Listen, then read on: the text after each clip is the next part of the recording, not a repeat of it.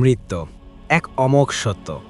আমরা সবাই জানি একদিন আমাদের এই মায়াময় পৃথিবী ছেড়ে চলে যেতে হবে, কিন্তু আপনি কি কখনো ভেবে দেখেছেন আপনার চোখ চিরতরে বন্ধ হয়ে যাওয়ার পর ঠিক কি ঘটবে? যেদিন আপনার সবচেয়ে আপন মানুষেরা আপনাকে ৩.৫ হাত মাটির নিচে একাকী রেখে চলে আসবে, সেই প্রথম রাতে আপনার সঙ্গী কে হবে? মৃত্যুর পর থেকে কিয়ামত পর্যন্ত মানুষের যে দীর্ঘ এক জীবন, ইসলামী পরিভাষায় তাকে বলা হয় আলমে বারজাখ বা কবরের জীবন। আজকের ভিডিওতে আমরা কুরআন ও সহিহ হাদিসের আলোকে জানব কবরের জীবনে একজন মানুষের সাথে ঠিক কি ঘটে। কাদের জন্য এই কবর হবে জান্নাতের বাগান, আর কাদের জন্য হবে জাহান্নামের গর্ত। চলুন নিজেদের আখেরাতের প্রস্তুতির স্বার্থে ভিডিওটি শেষ পর্যন্ত দেখি। দুনিয়ার জীবনের শেষ নিঃশ্বাস ত্যাগের মধ্য দিয়েই শুরু হয় বরজাখ জীবনের প্রথম ধাপ। হজরত আল বারা ইবনে আজিব রাদিয়াল্লাহু তাআলা আনহু থেকে বর্ণিত একটি দীর্ঘ হাদিস থেকে আমরা জানতে পারি, যখন কোনো মুমিন বা নেককার মানুষের মৃত্যুর সময় ঘনিয়ে আসে, তখন আসমান থেকে উজ্জ্বল চেহারার ফেরেশতারা জান্নাতের সুগন্ধি নিয়ে তার কাছে আসেন।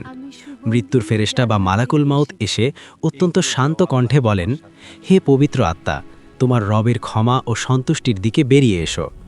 তখন তার আত্মা এত সহজেই বের হয়ে আসে যেমন কলসির মুখ থেকে পানির ফোঁটা গড়িয়ে পড়ে।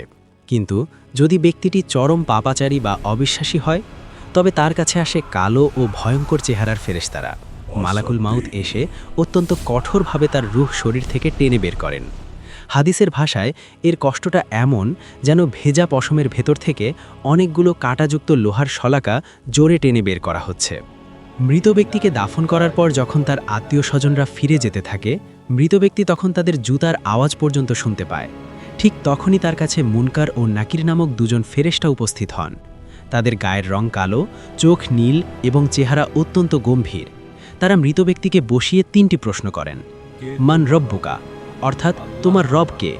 ওয়ামা দীনুকা, অর্থাৎ তোমার ধর্ম কি? ওয়ামান হাদার রাজুল, অর্থাৎ রাসূল সাল্লাল্লাহু আলাইহি ওয়াসাল্লামকে দেখিয়ে বলা হয়, এই ব্যক্তিকে।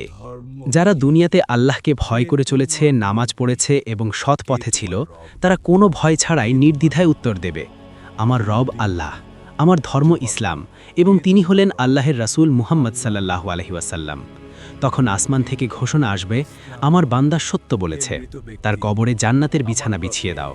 তার কবর দৃষ্টিসীমা পর্যন্ত বিশাল বড় হয়ে যাবে এবং জান্নাতের সুঘ্রাণ আসতে থাকবে। সুবহানাল্লাহ। কিন্তু যে ব্যক্তি পাপাচারী বা মুনাফিক ছিল, সে ভয়ে কাঁপতে কাঁপতে বলবে, হায়, আমি কিছুই জানি না, মানুষ যা বলতো আমি তাই বলতাম। তখন আসমান থেকে ঘোষণা আসবে যে সে মিথ্যাবাদী। তার জন্য কবরে জাহান্নামের আগুন বিছিয়ে দেওয়া হবে। কবর তাকে এমনভাবে চাপ দেবে যে তার একদিকের বুকের হাড় অন্যদিকের হাড়ের ভেতর ঢুকে যাবে। আপনার মনে প্রশ্ন জাগতে পারে, কোন পাপগুলোর কারণে কবরে সবচেয়ে বেশি শাস্তি দেওয়া হয়? কুরআন ও হাদিসে বেশ কিছু নির্দিষ্ট পাপের কথা বলা হয়েছে। একবার রাসূলুল্লাহ সাল্লাল্লাহু আলাইহি ওয়াসাল্লাম দুটি কবরের পাশ দিয়ে যাচ্ছিলেন। হঠাৎ তিনি থেমে গেলেন এবং বললেন, এই দুটি কবরের অধিবাসীদের আযাব দেওয়া হচ্ছে, তবে খুব বড় কোনো কারণে নয় যা থেকে বেঁচে থাকা কঠিন ছিল। এদের একজনের অপরাধ হলো সে প্রসাবের ছিটে ফোঁটা থেকে নিজেকে পবিত্র রাখত না, আর অন্যজনের অপরাধ হলো সে মানুষের মাঝে চগলখড়ি বা অন্যের নামে পরনিন্দা করে বেড়াত।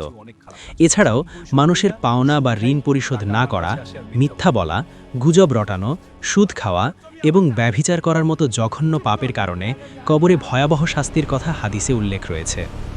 যারা মিথ্যা বলে সমাজে ফিতনা সৃষ্টি করত, তাদের চোয়াল লোহার আকড়া দিয়ে চিড়ে ফেলার শাস্তি দেওয়া হবে। কবর হলো আখেরাতের প্রথম ঘাঁটি। হজরত উসমান রাদিয়াল্লাহু তাআলা আনহু কবরের কথা মনে করে এত বেশি কাঁদতেন যে তার বাড়ি ভিজে যেত। তিনি বলতেন, যে এখানে পার পেয়ে যাবে তার পরের ধাপগুলো সহজ হয়ে যাবে। তাহলে এই ভয়াবহ আযাব থেকে বাঁচার উপায় কি? প্রথমত, শিরক ও সব ধরনের হারাম কাজ থেকে বেঁচে থাকা এবং 5 ওয়াক্ত নামাজ ঠিকমতো আদায় করা। দ্বিতীয়ত, রাসূল সাল্লাল্লাহু আলাইহি ওয়াসাল্লাম বলেছেন, কুরআনে 30 আয়াত বিশিষ্ট একটি সূরা আছে যা তার পাঠকারীকে কবরের আযাব থেকে রক্ষা করে। সেটি হলো সূরা আল মুলক। প্রতিদিন রাতে ঘুমানোর আগে সূরা আল মুলক পড়ার অভ্যাস আমাদের কবরের আযাব থেকে বাঁচাতে পারে। আর তৃতীয়ত, প্রত্যেক ফরজ নামাজের পর এবং তাশাহুদে বসে সালাম ফেরানোর আগে কবরের আযাব থেকে আল্লাহ কাছে পানাহ চাওয়া। রাসূল সাল্লাল্লাহু আলাইহি ওয়াসাল্লাম নিয়মিত এই দোয়াটি পড়তেন, আল্লাহুম্মা ইন্নী আউযু বিকা মিন আযাবি জাহান্নাম ওয়া মিন আযাবিল কবর, অর্থাৎ হে আল্লাহ, আমি আপনার কাছে জাহান্নাম ও কবরের আযাব থেকে আশ্রয় চাই। প্রিয় দর্শক, দুনিয়ার এই জীবন খুবই ক্ষণস্থায়ী। আমরা কেউই জানি না আজ রাতেই আমাদের কবরের প্রথম রাত হবে কিনা। তাই আসুন আমরা সবাই তওবা করি এবং আখিরাতের জন্য প্রস্তুতি নেই। আল্লাহ তাআলা আমাদের সবাইকে কবরের ভয়াবহ আযাব থেকে হেফাজত করুন। আমিন। ভিডিওটি যদি আপনাদের ঈমানি চেতনাকে একটু হলেও নাড়া দিয়ে থাকে তাহলে অবশ্যই লাইক দিন এবং আপনার প্রিয়জনদের সাথে শেয়ার করে তাদেরও জানার সুযোগ করে দিন। এমন আরও ইসলামিক ভিডিও পেতে আমাদের চ্যানেলটি সাবস্ক্রাইব করে পাশে থাকা বেল আইকনটি ক্লিক করে রাখুন। আগামী ভিডিও দেখার আমন্ত্রণ জানিয়ে আজ এখানেই বিদায় নিচ্ছি। আসসালামু আলাইকুম ওয়া রাহমাতুল্লাহ।